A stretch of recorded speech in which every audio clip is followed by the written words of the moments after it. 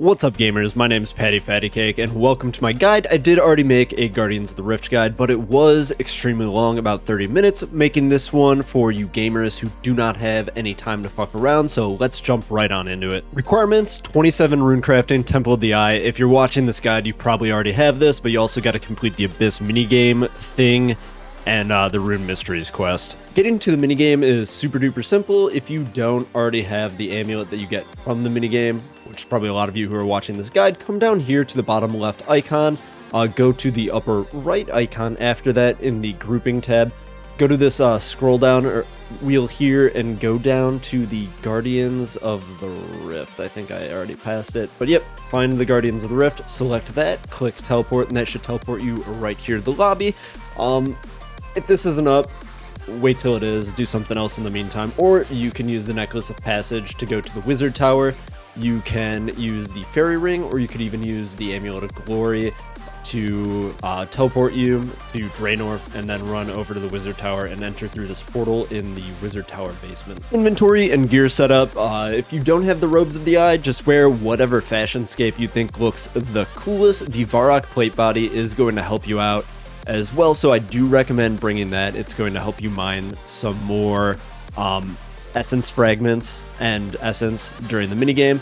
Celestial Ring, if it's charged, that also does work, and if you have spooned a lantern before watching this guide, bring that, and you're going to want either yew or redwood logs in it. I'll explain that in a little bit. In the inventory, you're going to want your pouch or pouches. Just use as many of the pouches as you possibly can for your level. And then you're also going to want a rune pouch if you're not using the redwood lantern. In that rune pouch, you're going to want runes for NPC contact.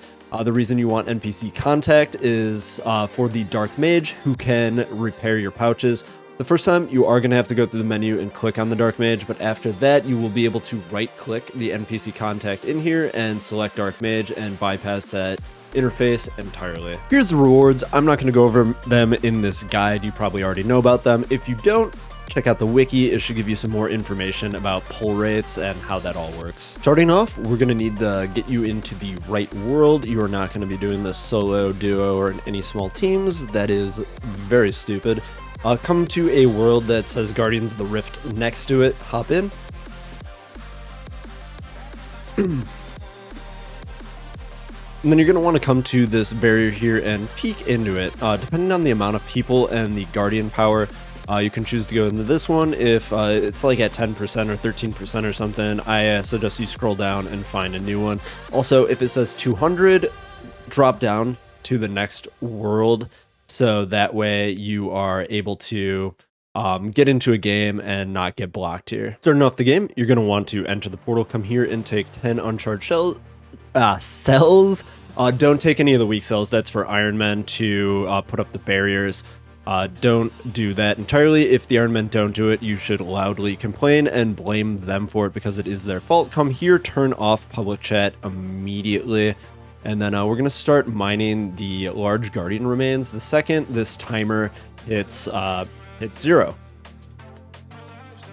So a question that I often get about this part is how many shards you should mine. Never take any advice from any of these people here.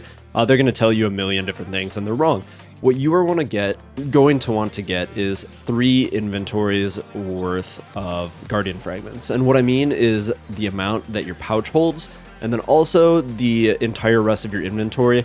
That is 1 inventory. You want 3 of those because you're going to be doing 3 full cycles of the minigame, and you're going to need a minimum of 3. I'm going to quickly explain the interface up at the top left. The Guardian power is the power of a Guardian.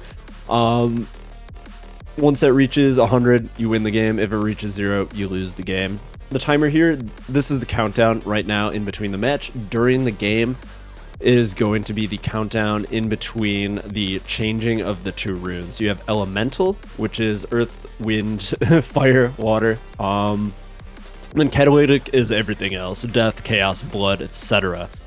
To get a reward in the Rift Guardian, a pull into the Rift to get you some loot, you're going to need 1 Elemental Energy and 1 Catalytic Energy, which in the game, that's going to be 100 points of each.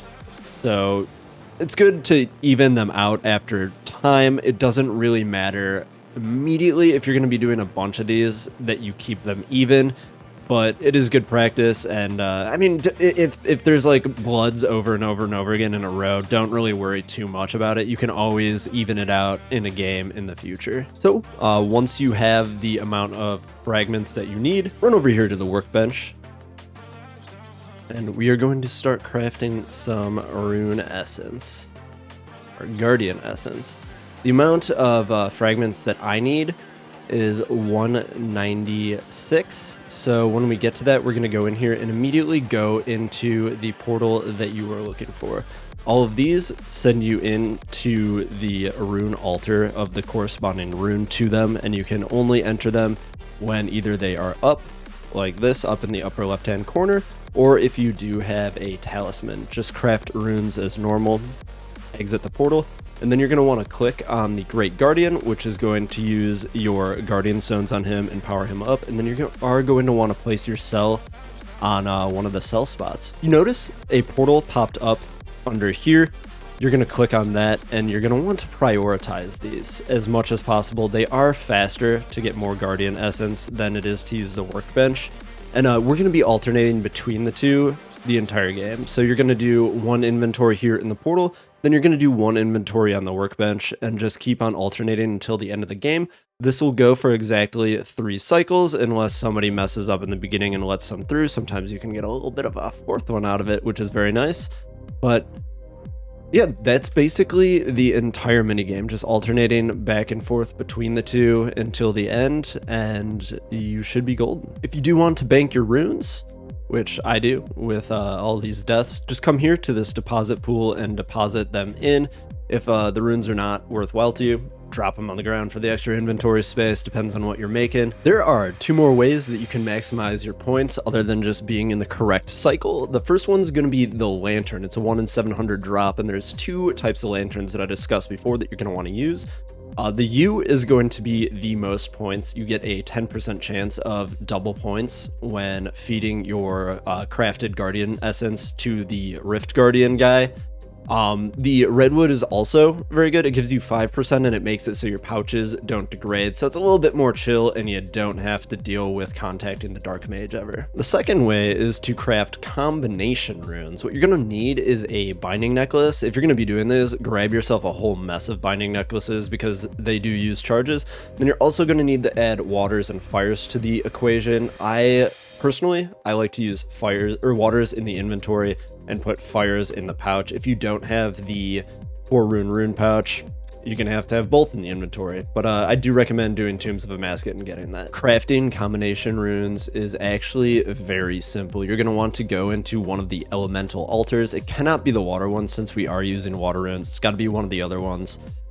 So if it is water that's up, do a catalytic that time. So you're going to need to cast Magic Imbue, and then you use the water runes on the altar. Do not just click on the altar, use the water runes on the altar, or it's not going to work. It's just going to create the standard air runes for you. And once you're there, you'll notice you get a silly colored poly elemental. Use that on there, and you get a whole mess of points compared to it. It's 1.5x. It's a good little boost, which means basically instead of having to do 3 elemental trips, 2 gives you the same amount of points. Very nice. Thanks for watching my guide. Like, subscribe for more content, and I'll see you guys next time.